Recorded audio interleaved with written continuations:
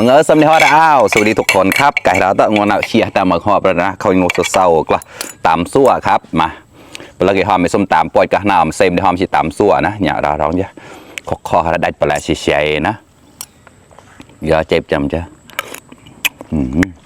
ดีมากเลยนัวครับคอมันกระดาษ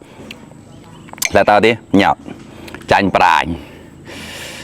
ก็ปลายในเกตนะแชร์ร้านแต่ปลายในเกตอาราโนดแล้วแคบหมูนะนำกลอยแหน่ก่อนนะในหมูล้อดมาครับแซ่บๆด้วยกันเลยครับมา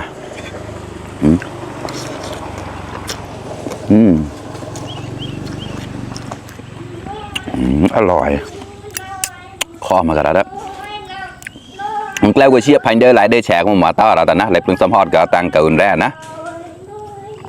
ฝากกดไลค์กดแชร์ด้วยนะครับเพื่อนๆมาครับแต่ไม่ใช่ข้าวเหนียวนะกินกับข้าวเจ้าครับเชียร์กับปลอยเสี่ยงหมดเราแต่นะเชียร์กับปองเดี๋ยวนะมาเราอีกลายนี้เราจะปลาเตี้ยกล้า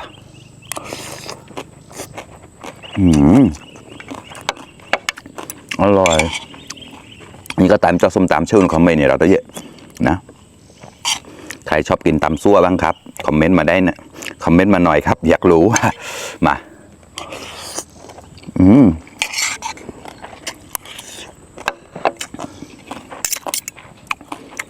เจอส้มซอยกอกแล้วลูกมะกอกครับขอเรานะอร่อยมากครับมาครับคำโตโตหมอกตุ๊ดตุ๊ดเราได้เยอะ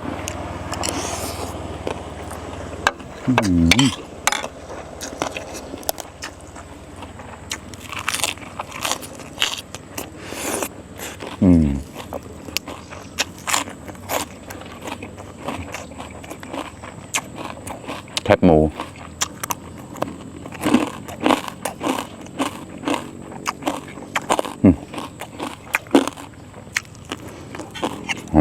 อร่อยรสชาติดีมากเราข้อมันกับใจปลายนะ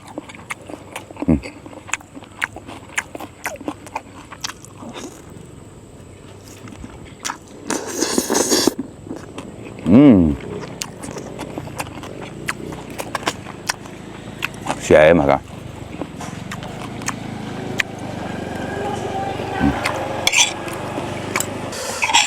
รวมกันเลยครับ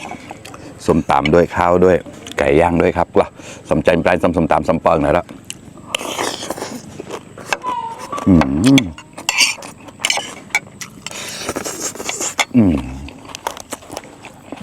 วันนี้ไม่ร้อนเพราะตาแล้วครับบรรยากาศดีมากครับวันนี้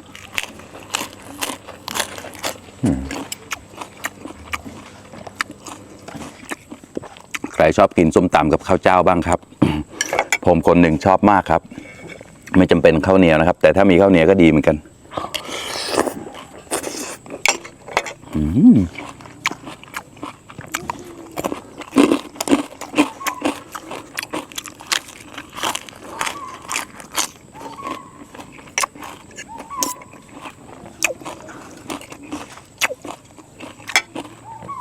ห่อกินกุยแบบนี้กล้าได้กล้าอ้ายเราวิแรงวันตอมครับ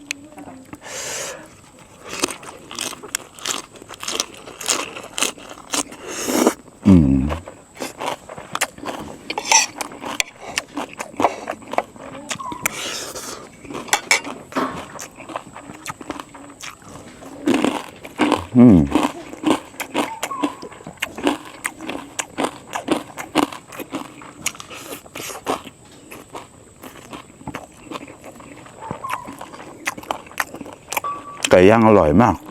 รสชาติพอดีเลยเขาเรียกว่าอะไรนะไก่แดงนะจานได้ดีกว่าสินะ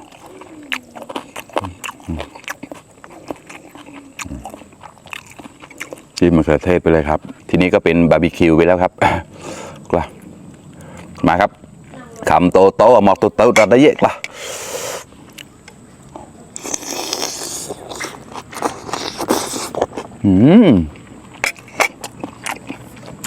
ขอแซ่บมากเลยครับ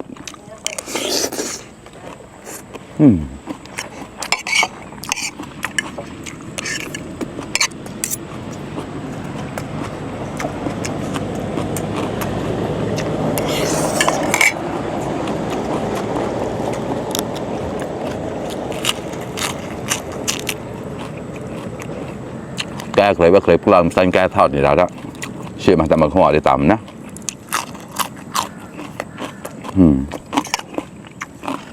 มะนาวกะทิปอดแล้วก็ปอดก็เก่าแล้วนะ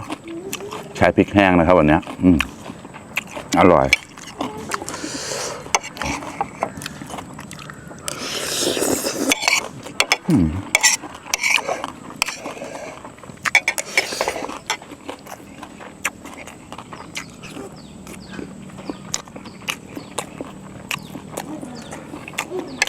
ข้อ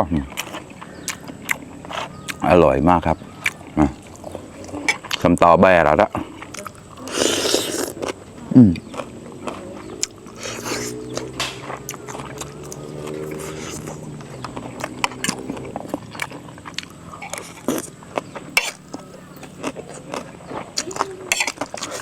เชียร์สมตามด้วยได้แต่เราให้มูได้แปรมาเด็กจีปอมอย่างแล้วพวกเราได้ชื่อขวดแล้วนะมันต้องเผ็ดๆนะครับ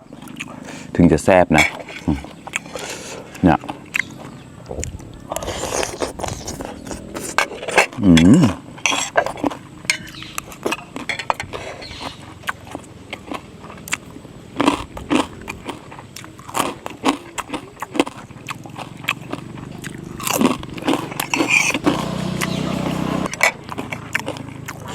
ชอบมากครับอันเนี้ย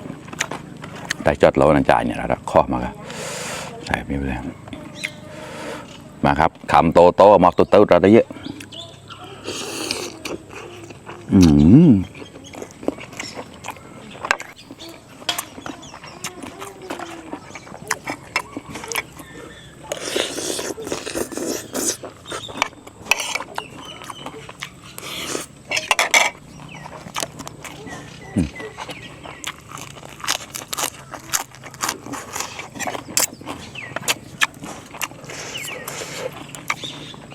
เจ้าชิซอยกอกเลยประมาณนี้เสียสายนะจ๊ะ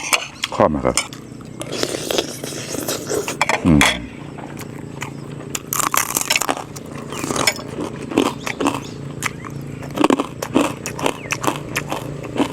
ง่ายเลยขอ